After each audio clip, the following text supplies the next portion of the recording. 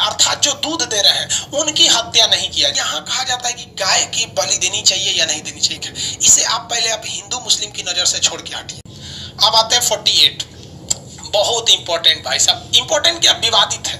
गौ हत्या पे प्रतिबंध है या नहीं है, देखिए ध्यान से, इसमें समझिए पहले। इसमें कहा गया है एग्रीकल्चर एंड कृषि एवं पशुपालन, जो कैटल्स होते हैं पशुपालन के लिए, पशुपालन, इसी में बोला गया पशुपालन। पशुपालन भी जरूरी है। और इसमें कहा गया है कि सरकार दो चीजों पे ध्यान दीजिएगा, आर्थिक रूप से और दुधारू। आर्थिक रूप मतलब दुधारू, मतलब जिन जानवरों से फायदा हो रहा है अर्थात जो दूध दे रहे हैं उनकी हत्या नहीं किया जाएगा। दुधारू पशु अर्थात जिनसे हमें इकोनॉमिकली बेनिफिट हो रहा है उनकी हत्या नहीं की जाएगी। इसमें स्पष्ट गाय शब्द नहीं है। अब यहाँ कहा जाता है कि गाय की बलि देनी चाहिए या नहीं देनी चाहिए। बात समझिए, थोड़ा कंट्रोवर्शियल टॉपिक है, इसे आप पहले हिंदू मुस्लिम की नजर से छोड़ के हटिए। एक देखिए देश में हो क्या रहा है। सपोज कीजिए कि आप डीएम की कुर्सी पे बैठे हैं, आप डिसीजन लीजिए अपने जिला के लिए। अगर आप देखेंगे तो गाय जो है पालन, अगर देखेंगे दो चीज होता है, एक गाय पालन, एक गाय हत्या, दो चीज होती है। अगर आप इसमें अगर गौर कीजिएगा तो आप पाएंगे कि गाय पालन जो होता है वो ज्यादातर हिंदू लोग करते हैं, मुस्लिम लोग बकरी पालता है। गाय हत्या कौन करते हैं? मुस्लिम करते हैं। इसमें तो आप भी बिलीव करते हैं। 100% तो कुछ भी नहीं होता, लेकिन 90% गाय का पालन हिंदू लोग करते हैं, यादव जी लोग खास करके। अब मुस्लिम लोग हत्या कर देते हैं गाय का। एक बात बताइए, ये गाय हिंदू के पास से मुस्लिम पहुंची कैसे? कहां से पहुंची?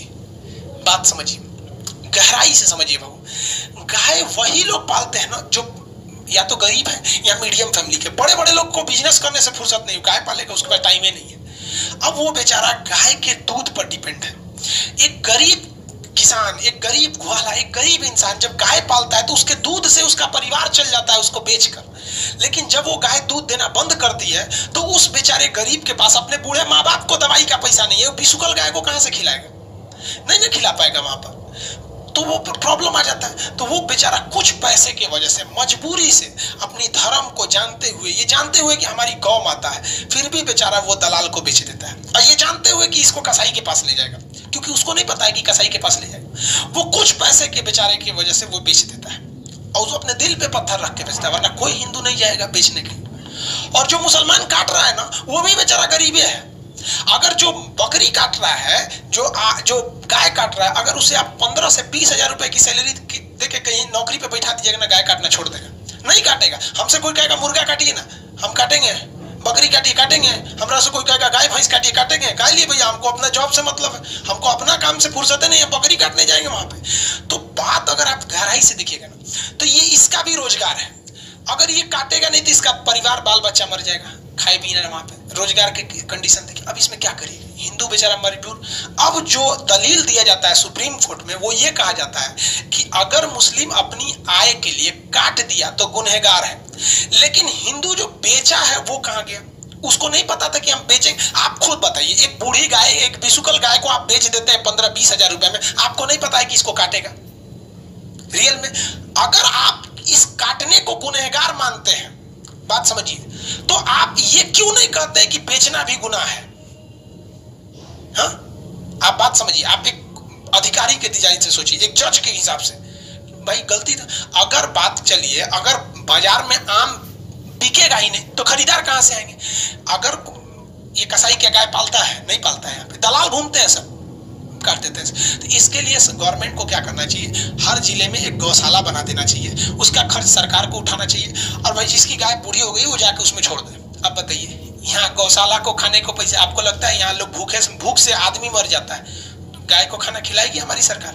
और जो गौशालाएं हैं उनमें जाके देखिएगा, आप दंग रह जाएंगे वहां गायों की स्थिति देखकर। आप कहेंगे कि इससे तो आसान मौत कसाई दे देता था।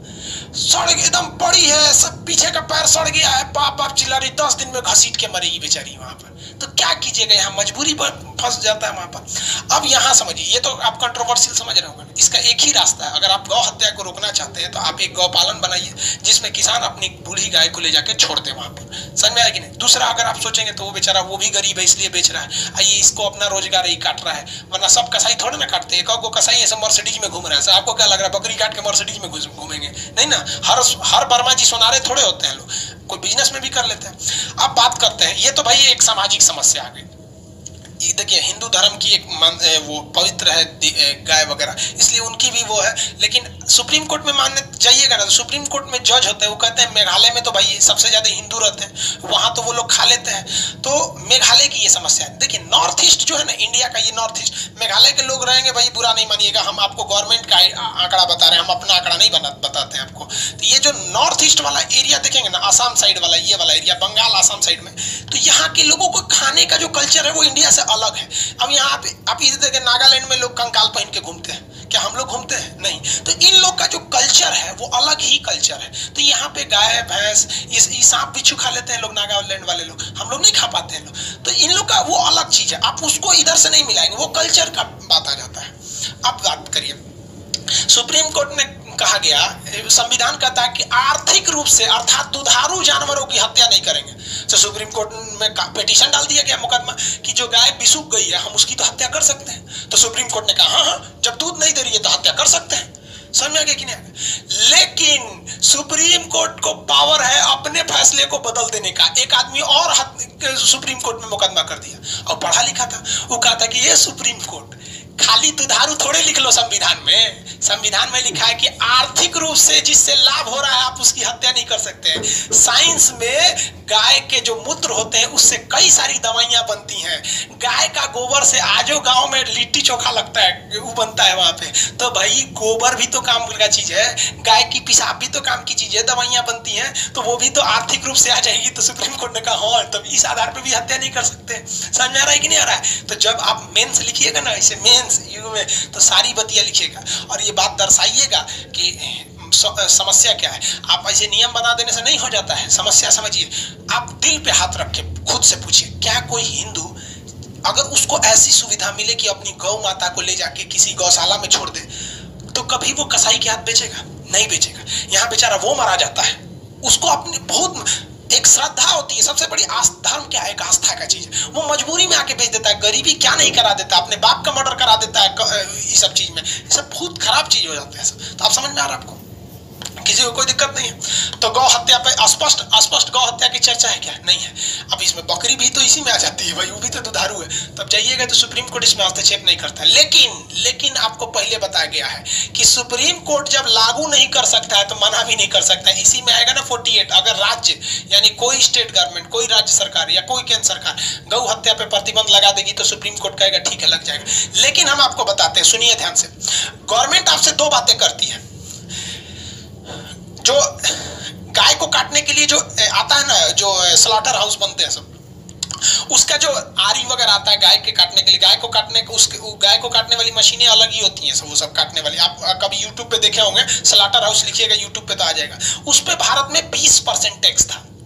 गाय काटने के लिए जो मशीनें थी उस पे 20% टैक्स था। गवर्नमेंट ने उसमें 5% टैक्स कर दिया। गवर्नमेंट ने कितना कर दिया? 5% टैक्स कर दिया। ये जाके आप गवर्नमेंट के डाटा पे चेक कर लीजिएगा।